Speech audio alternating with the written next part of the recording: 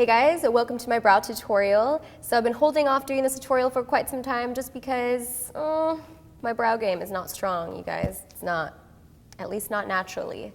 But I get a request to do a brow tutorial all the time, so I decided I'm just going to do it because I feel like we're friends now. A little bit more comfortable, you know, just in general with you guys. I'm just warning you right now, it's a transformation. So let's get started. So I'm going to start off by using this MAC brow finisher, and it's kind of just like a wax that's going to hold the hairs in place. So if you have crazy brow hairs like me and they just like to grow up and down and sideways, then this is a good thing to use just to kind of get them all going in the right direction. And then I'm going to take the spoolie and just kind of shape those hairs. After I've applied that wax to hold the hairs in place, I'm going to use this Tarte brow pencil, and it's called Tarte Emphasize Eyes for Brows. What I'm going to do with this is I'm just going to lightly start making hair-like strokes throughout my brow where I have, you know, little bald areas.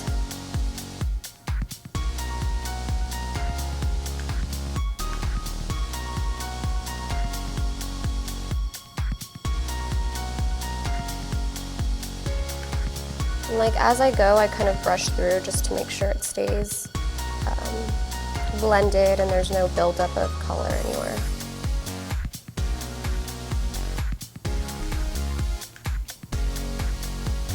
So the shape is slowly starting to come together.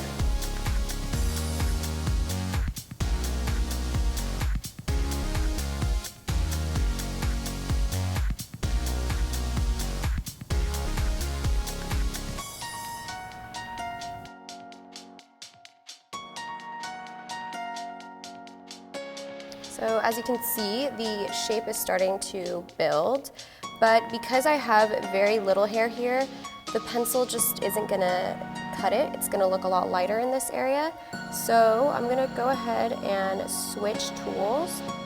For the tail of my brow, I'm gonna use Dip Brow, and this is from Anastasia Beverly Hills. I'm using the color dark brown. And I'm gonna apply this with oh dear. I'm gonna apply the Dip Brow with a MAC 263 brush. And the reason I like this brush is because it's synthetic hairs, so it works really good with gels. If you're using powder for your brows, I recommend the 266, which is meant for powders. And now I know a lot of people can't seem to figure out Dip Brow. I found that the less product you use, the better. You don't want to use too much of this. So I just lightly put some on my brow, on my brush, and then I'm going to start feathering it through.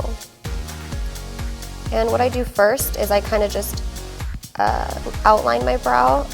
I don't want a harsh line, but I want there to be a clean edge. So I'm still feathering it.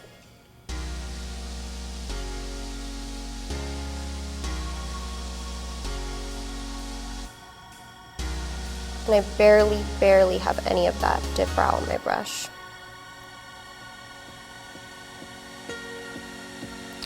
You know, I like to be optimistic, so the plus side of being bald in my eyebrow area is that I can play with my shape and I can kind of create whatever shape I feel in the mood for that day. So.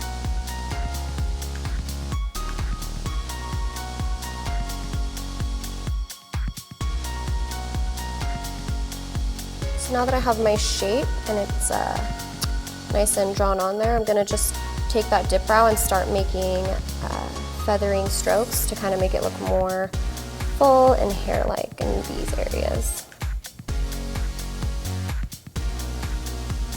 I've been concentrating most of the products that I've been placing on this area of my brows and then heavily here because that's where I don't have a lot of hair. So you want to concentrate the most product where you don't have hair, because if you put the same amount of product all over, it's just gonna look the same with your, how do I explain this? Your balder spots are still gonna look lighter because you're applying the same amount of product on those spots as you are the spots with hair. And then also, I have not put that much product in this front area of my brow because I don't really want it to look like a box here. I want to make sure that all the brow hairs stay in place. And for that, I'm going to use this brow gel, and it's from Benefit. It's called Gimme Brow. And this is so nice because it has this tiny little brush so that you could really get into those brow hairs. I'm just going to take this and start pulling these brow hairs up. This is going to help blend all the product, and it's also going to keep everything in place. As you can see now, I have a regular brow, and then here I have no brow. So you guys can see the difference. It's crazy. No brow. I know I thought I was done, but I forgot my last step that I always do, and that is apply concealer to the bottom of the brow just to sharpen it up and to make it look nice and clean. And I'm going to use this Motives concealer in the color Amber. You guys can use any concealer. I usually pick up whatever's just closest, but just a tiny bit lighter. That way it works as a highlight as well.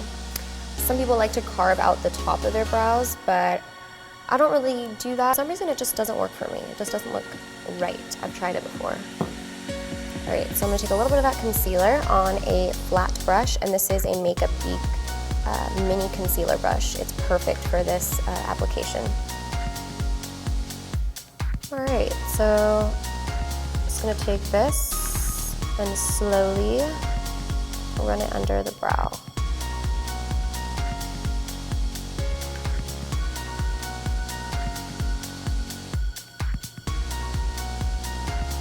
So as you can see, it's really cleaning up that brow, and it's also giving us a really nice brow bone highlight.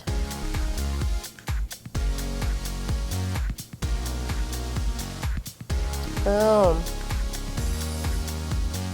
So now I just went off camera and did the other brow. So now both eyebrows are done.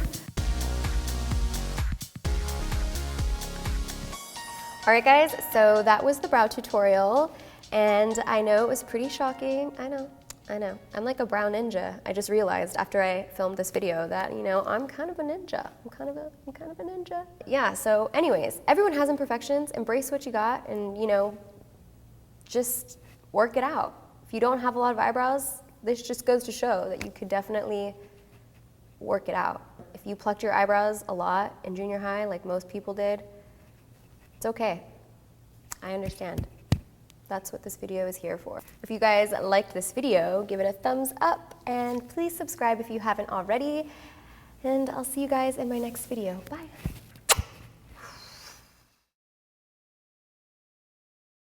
Don't have to use that many products if you are, you know, with brow. Be nice. Be nice. I'm just rambling, just talking. Did I have it right the first time? Okay. Oh God. No one's gonna take me seriously without eyebrows. Like, no one. No, I can't. Damn brows though.